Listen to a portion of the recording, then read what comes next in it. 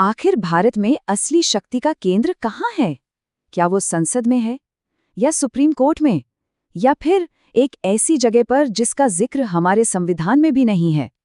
आज हम भारत के इसी असली पावर सेंटर यानी प्रधानमंत्री कार्यालय या पीएमओ के अंदर की दुनिया को समझने की कोशिश करेंगे। जरा सोचिए एक पल के लिए, एक भयानक चक्रवात तेजी से भारत के तट की तरफ बढ़ रहा है। लाखों लोगों की जान दांव पर लगी है।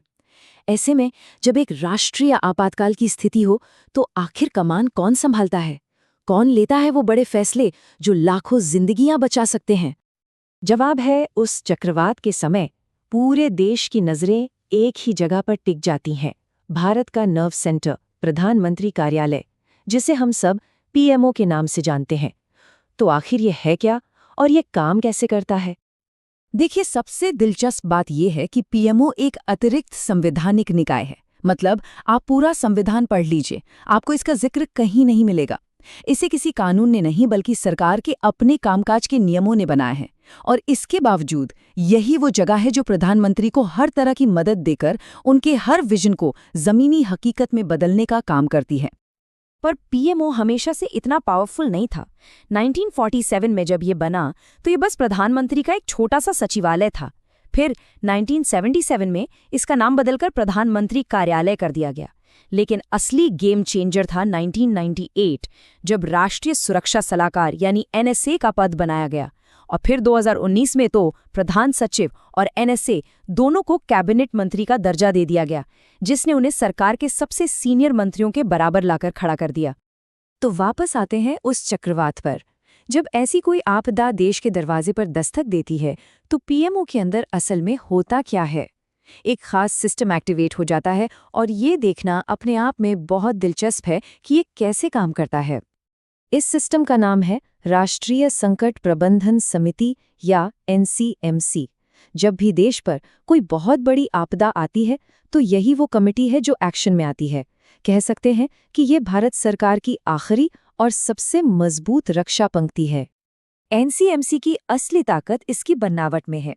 इसकी अध्यक्षता कोई नेता या मंत्री नहीं बल्कि देश के सबसे बड़े अफसर, कैबिनेट सचिव करते हैं। इसका सीधा मतलब है कि फैसले राजनीति से नहीं बल्कि अनुभव और कुशलता से लिए जाते हैं। और जब गृह, रक्षा जैसे सभी जरूरी मंत्रालयों के सबसे बड़े अधिकारी एक साथ एक टेबल पर बैठते हैं तो पूरा सरकारी तंत्र एक सिंगल यूनिट की तरह काम करता है। चलिए एक असली जैसे सिनेरियो में चलते हैं। मान लीजिए अक्टूबर 2025 है और मोन्था नाम का एक खतरनाक चक्रवात आंध्र प्रदेश की तरफ बढ़ रहा है। जैसे ही पहली वार्निंग आती है, दिल्ली में एनसीएमसी की इमरजेंसी लाइट्स ऑन हो जाती हैं और बैठक शुरू हो जाती है। अब एनसीएमसी का एक्शन प्लान देखिए। ये एक सोची समझी ड्रिल की तरह चलता है। पहला कदम, स्थिति का आकलन। चक्रवात कितना बड़ा है, कहाँ टकराएगा? दूसरा कदम, मंत्रालयों में तालमेल। नौसेना को जहाज तैयार रखने को कहा जाता है। स्वास्थ्य मंत्रालय मेडिकल टीमें अलर्ट पर रखता है। तीसरा कदम, संसाधनों को भेजना। एनडीआरएफ की टीमें फौरन प्रभावित इलाकों के लिए रवाना कर दी जाती हैं। और आखिर में राहत के काम पर लगातार नजर रखी जाती है ताकि मदद सही जगह और सही समय पर पहुंचे। इस पूरी विशाल मशीनरी के केंद्र में एक बहुत ही सरल और शक्तिशाली सिद्धांत काम करता है। जैसा कि कैबिनेट सचिव टीवी सोमनाथन ने कहा, लक्ष्य जीरो कैजुअलिटी यानी शून्य जनहानि होना चाहिए। ये सिर्फ एक सरकारी टारगेट नहीं है, ये एक वादा है जो देश से किया जाता है। एनसीएमसी तो संकट के समय एक्शन में आती है, लेकिन रोजमर्रा के दिनों में पीएमओ कैसे चलता है? इसके लिए हमें पर्दे के पीछे देखना होगा, उन लोगों को जो असल में सत्ता के पहियों को घुमाते हैं। पीएमओ को आप एक शक्तिशाली रथ की तरह समझ सकते हैं और इस रथ को दो ताकतवर घोड़े खींचते हैं। एक है प्रधान सचिव जो देश की पूरी ब्यूरोक्रेसी यानी अफसरशाही को संभालते हैं और घरेलू नीतियों पर फोकस करते हैं, और दूसरे हैं राष्ट्रीय सुरक्षा सलाहकार जो देश को बाहरी खतरों से बचाते हैं और विदेश नीति को दिशा देते हैं। ये दोनों ही प्रधानमंत्री के सबसे भरोसेमंद सलाहकार होते हैं। तो हमने ये देख लिया कि पीएमओ कैसे काम करता है और इसे कौन चलाता है। लेकिन अब सवाल ये उठता है कि ये किस दिशा में जा रहा है? क्या ये पहले से ज्यादा शक्तिशाली होता जा रहा है? और भारतीय लोकतंत्र के लिए इसका क्या मतलब है? कभी कभी एक इमारत सिर्फ एक इमारत नहीं होती, वो एक सोच का प्रतीक होती है।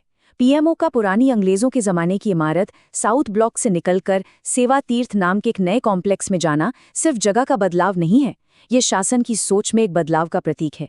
अधिकार की भावना से सेवा की भावना की ओर। ये एक संकेत है कि सरकार खुद को शासक नहीं बल्कि जनता का सेवक मानती है। तो जैसे जैसे पीएमओ और ज़्यादा सेंट्रलाइज्ड, मॉडर्न और पावरफुल हो रहा है, ये हमें एक बहुत ज़रूरी सवाल पर लाकर छोड़ देता है। एक लोकतंत्र में एक ऐसी संस्था की जवाबदेही कैसे तय की जाती है जिसका जिक्र संविधान में भी नहीं है? ये एक ऐसा सवाल है जिसका जवाब ही भारत के भविष्य की दिशा तय करेगा।